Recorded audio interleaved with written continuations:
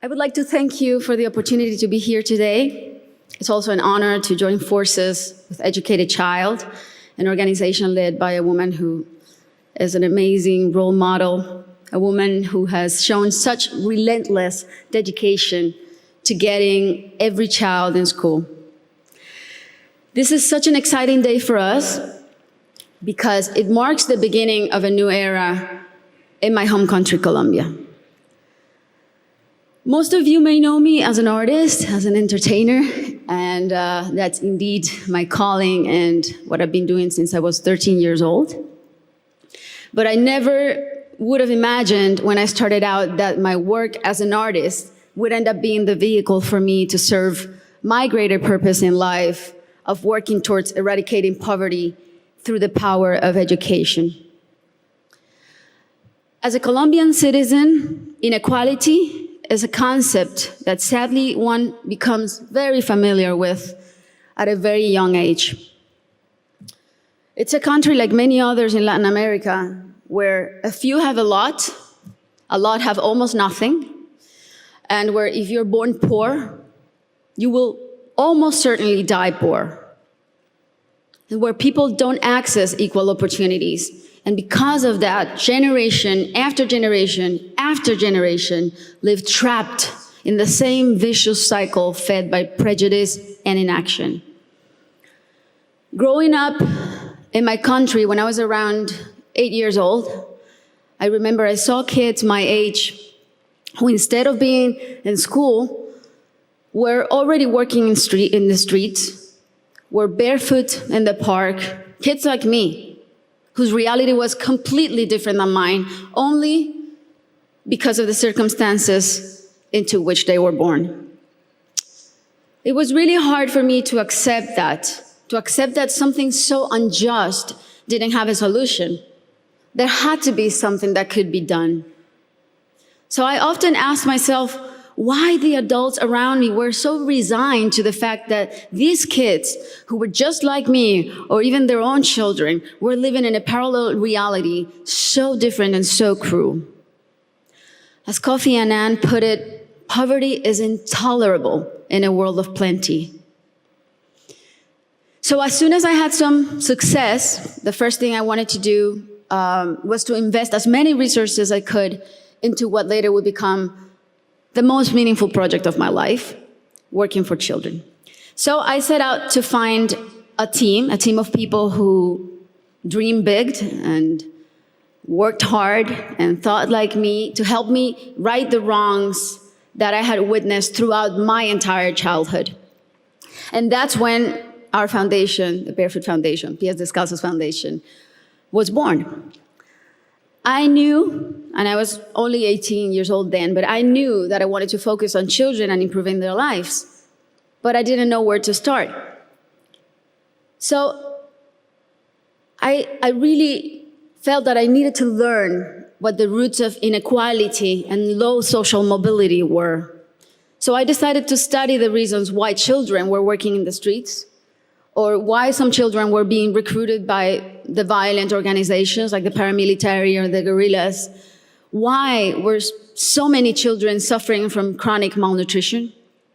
And I realized that most of the issues that children face in my country had and have a common denominator: the lack of access to quality education. To me, it became crystal clear that education was the surest way to give all of these kids the best fighting chance of improving their circumstances in life, because education is the great equalizer. When I started building schools in Colombia, we chose the most remote areas where there was literally nothing, no infrastructure, no paved roads, no electricity, no potable water. And we decided to build in those places, but not only build schools, but state-of-the-art schools. Schools with comprehensive models that included ECD programs, school feeding programs, parent and teacher training. And another very important part is we decided to engage the government as a strategic partner and made it nearly impossible for them to say no to doing their part by showing them results through our holistic model that really proved to work.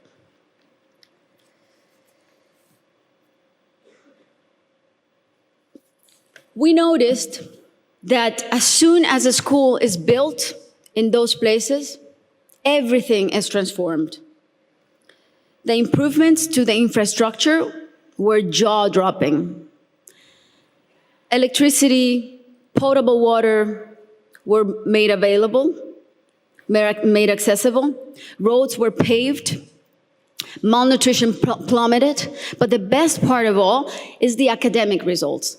The kids really responded academically. And now those kids who could have been recruited by the guerrillas or paramilitaries, or that could have had completely different outcomes for their lives, they're now on their way to the university and thriving in their communities. Some of them are athletes, some of them are professionals.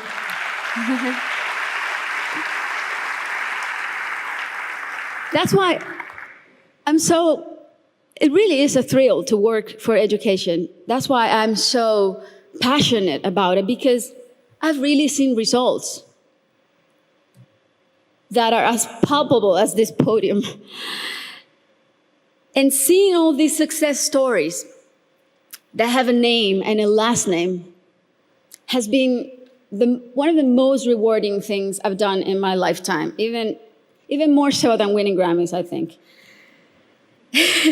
Now,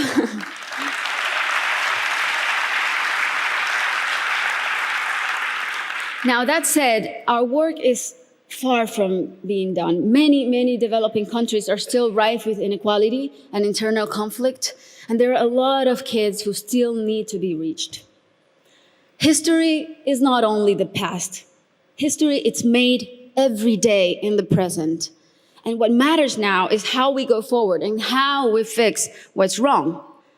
And that is the real challenge. This is the goal of the SDGs and what people like Her Highness and myself and so many more of you who are adamant about achieving are here for.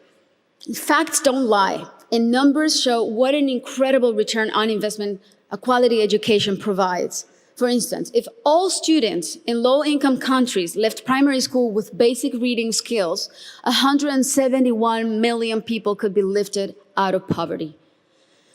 Systemic change often begins from the bottom up rather than the top down. The government must take responsibility, and we should all put as much pressure as we possibly can, but the rest of all, the civil society, should also do their part. What we have discovered, both at Pies Descalzos and Educated Child, is that many times only one single barrier to entry, such as no access to transportation or basic needs like a functioning bathroom, can prevent a kid from attending school or even put them at risk of dropping out. Sometimes all it takes to change a child's life is the security of a hot meal in school or the ease of being able to hop on a bus that will leave you safely at your classroom's door. It's as simple as that. And these are simple interventions and they don't cost a lot. The biggest effort really is in mapping the communities, in going door to door, searching for the out-of-school children, talking to the parents, talking to their families. Giving a name and putting a story behind these children is the first step to start rewriting their story. Over the next 3 years, we pledged to get 54,000 kids who are out of school or at risk of dropout into the educational system. Ultimately, more than 295,000 people will benefit from this project, including children, teachers, families, and community members. New schools and classrooms will be built. School kits and uniforms will be distributed. Children will be enrolled in school, feeding and transportation programs.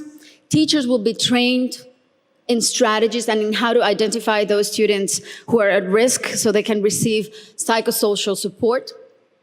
And we are extremely confident that this partnership is only the beginning and will be the model to replicate throughout my country until not a single child is out of school. This is our responsibility. Thank you. This is our responsibility to our children and our debt to fulfill for the generations to come. Thank you very much.